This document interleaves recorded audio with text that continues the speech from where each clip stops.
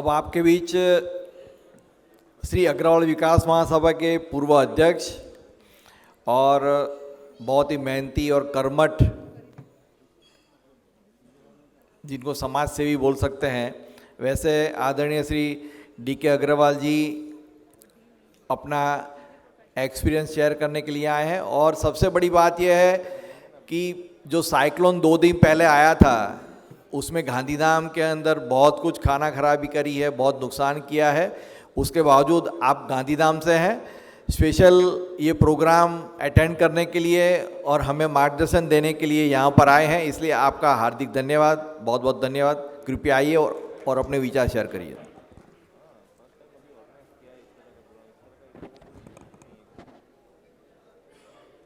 जय अग्रसेन। टाइम बहुत हो चुका है, मैं फिर भी चाहूँगा कि जो भी लोग खड़े हैं वो थोड़ा आगे आके बैठ जाए। जो मैं बात करना चाहता हूँ वो सबके दिमाग में जाए, क्योंकि आज हम इस मंच से एक ऐसा कार्य शुरू किया हमने जो अपने युवा अग्रवाल भाई बहनों के लिए बहुत ही लाभदायक होने वाला है। आप जानते हैं कि कच्छ में पिछले 1 सप्ताह से साइक्लोन के वावाजोड़े की बातें चल रही थी और पिछले 3 दिन में पूरे कच्छ में साइक्लोन छाया रहा और हर समाज ने, अपने अग्रवाल समाज ने तो बहुत सेवा की है वहाँ पर, लेकिन मेरा बहुत इच्छा थी कि मैं किसी तरह से भी आज निकल कर यहाँ पर पहुँच जाऊँ। तो आज थोड़ा सुबह लगा, तो सुबह 9 बजे मैंने कोशिश की और 2 बजे यहाँ पर पहुँच गया। आप सबके बीच में पहुँचने के लिए मुझे बहुत हार्दिक खुशी हुई है और मैं इस मंच से एबीसी के जितने भी लोगों ने, जितने भी भाइयों ने इसमें जो सेवाएं दी हैं और जो कार्य किया है, नाम लेना तो बहुत मुश्किल है, लेकिन मैं उनको तहे दिल से उनका अभिनंदन करता हूं कि उन्होंने इतने अच्छे कार्यक्रम को अपना नाम दिया है जो हमारे आने वाली पीढ़ियों के लिए हमेशा ही लाभदायक रहेगा। हमारे समाज ने बहुत से कार्य किए हैं और करते रहेंगे और अग्रवाल समाज पर आगे ही रहता है। फिर भी मैं 1-2 बातें कहना चाहता हूं अपने समाज को आगे बढ़ाने के लिए। आप जानते हैं कि पहले मैं पास्ट प्रेसिडेंट हूं यहाँ का, अग्रवाल महासभा का, और इसको छोड़ने के बाद मुझे कहते हुए बहुत खुशी हो रही है कि हमने एक नया चैप्टर शुरू किया है आईसीसी का, Indian chamber of commerce Calcutta का। ये एक ऐसा चैम्बर है जो गवर्नमेंट ऑफ इंडिया रिकॉग्नाइज करती है। Out of the 5 chambers in government of India ये वन ऑफ देम है और ओल्डेस्ट चैम्बर है। 1925 का इस्टेब्लिश किया हुआ है ये भाई श्री जी.डी. बिरला जी ने इस्टेब्लिश किया कलकत्ता में।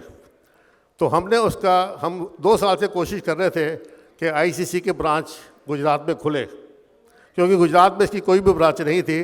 तो मुझे कहते बहुत खुशी हो रही है कि हमने लास्ट ईयर दिसंबर में इसकी आईसीसी की branch Gujarat state, ICC Gujarat state council की स्थापना की है।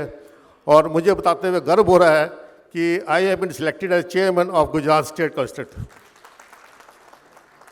तो ये एक बहुत खुशी की बात है कि हमें एक नया चैप्टर मिला है अपने बिजनेस को आगे बढ़ाने के लिए। और आप जानते ही हैं कि आईसीसी ने ईस्टर्न स्टेट्स में बहुत काम किया है और इतने ट्रेड को बढ़ावा दिया है, आज भी उनका नाम इस जगह से चलता है। फिलीपाइंस में, इंडोनेशिया में, सिंगापुर में बहुत से काम इन्होंने किए हैं, मैं नाम लेने नहीं चाहता। लेकिन अब हमने अपने वेस्टर्न कंट्रीज़ के लिए, स्पेशली अरब और अफ्रीका के लिए इसकी इस्टेब्लिशमेंट की है। और मैं कहते हैं बहुत खुशी हो रही है कि हम ऑलरेडी अब 3 सेमिनार आईसीसी कंडक्ट कर चुके हैं। सबसे पहला सेमिनार है जो हमने कंडक्ट किया था वो था सी वीड्स के ऊपर। मैं समझता हूँ बहुत लोग इसके बारे में नहीं जानते होंगे। सी वीड्स के बारे में कौन कौन जानता है? सी वीड्स के बारे में बहुत कम लोग हैं। सी वीड्स एक ऐसी पदार्थ है जो समुद्र से मिलता है और अपने इंडिया में आप जानते हैं कि 8000 किलोमीटर की सी बेल्ट है, 8000 किलोमीटर, जिसमें 1600 किलोमीटर तो गुजरात की है। लेकिन सी वीड्स की प्रोडक्शन सिर्फ 2500 टन है इंडिया में। मुझे कहते खुशी होती है कि अपने प्रधानमंत्री जी ने इसका टारगेट हमें 10 लाख टन का दिया 2030 तक। कि हमें इसकी प्रोडक्शन जो है 2030 तक 10 लाख टन करनी है, 2,500 टन से लेकर। कितना टाइम है हमारे पास? मुश्किल से 6-7 साल में। उसका कारण सबसे बड़ा क्या है कि सी वीड्स 3 तरह से कार्य करते हैं। They are richest in protein, और सी वीड जो है वो एक सबके लिए, पहले हम समझते थे खाली जानवरों के लिए खाना है, लेकिन आज के समय में इंडोनेशिया में, जापान में ये ह्यूमन लाइवलीहुड के लिए सबसे अच्छा खाना माना गया है। सी वीड्स की प्रोडक्शन जो है ह्यूमन खाने के लिए सबसे अच्छी मानी गई है, और आज की डेट में काफ़ी कंट्रीज़ हैं जो सी वीड्स का प्रोत्साहन कर रहे हैं और उस आगे बढ़ाने में, और ह्यूमन फीड्स के लिए काम में आ रहा है।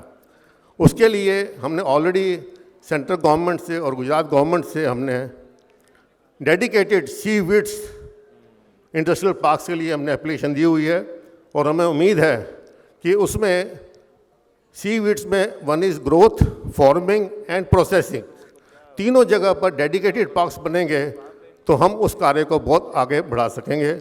ऑलरेडी हमारे पास 2-3 कंपनियों ने अर्जी दे दी है, मद्रास से है, और इसका जो मेन सेंटर है वो भावनगर में है, जो रिसर्च चल रही है वो भावनगर में है।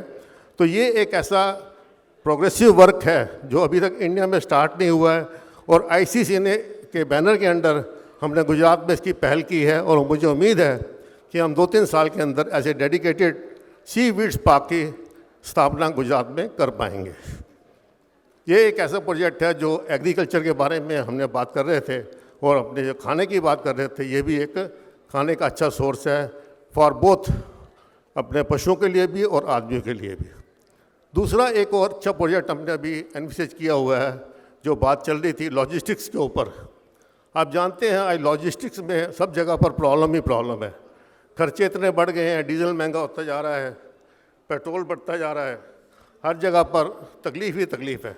तो आईसीसी ने प्लान किया है in the month of July Ahmedabad के अंदर एक सेमिनार कर रहे हैं, which will be named as accelerating logistics and supply chain innovations. ये भी एक ऐसा चैप्टर है जो हमें आगे बढ़ने में मदद कर सकता है, और मुझे उम्मीद है कि ये सेमिनार अगर अहमदाबाद में होता है, कोशिश कर रहे हैं कि जुलाई के एंड में अहमदाबाद में करेंगे इसको, और मैं अपने अग्रवाल भाइयों से विनती करना चाहता हूँ कि ऐसे सेमिनार को अटेंड करें जो एक लॉजिस्टिक्स के ऊपर है, और उसमें क्योंकि लॉजिस्टिक्स हर फील्ड के अंदर, बेशक वो इंडिया मशीनरी हो, फैक्ट्री हो, फूड ग्रेन्स हो, एग्रीकल्चर हो, लॉजिस्टिक्स इन्वॉल्व। लॉजिस्टिक्स ऐसे चैप्टर अगर हम लॉजिस्टिक्स में सेविंग करते हैं तो हम बहुत आगे बढ़ सकते हैं। ये 2-3 चीज़ें मैं बताना चाहता था आईसीसी के बारे में, जो हमें यहाँ पे गुजरात में हमने नया चैप्टर शुरू किया है, और मुझे उम्मीद है कि अपने अग्रवाल भाई इस बारे में सोच विचार करेंगे, और कोई भी हेल्प मेरे से चाहिएगी या मुझे कांटेक्ट करें तो इसके बारे में आगे बढ़ सकते हैं। इसी के साथ बहुत बहुत धन्यवाद, आपने मुझे मौका दिया यहाँ बैठने बोलने का। मुझे उम्मीद है कि अपना इस कॉन्क्लेव में हम अपनी एक छाप छोड़ के जा रहे हैं कि ये कॉन्क्लेव कैसे आगे बढ़ेगी, और मैं हमेशा यही कहता हूँ कि हमें आगे बढ़ना है, रुकना नहीं है, कोई लिमिट नहीं है, स्काई इज़ अ लिमिट, और हमें वहाँ तक जरूर पहुँचना है। थैंक यू वेरी मच, धन्यवाद।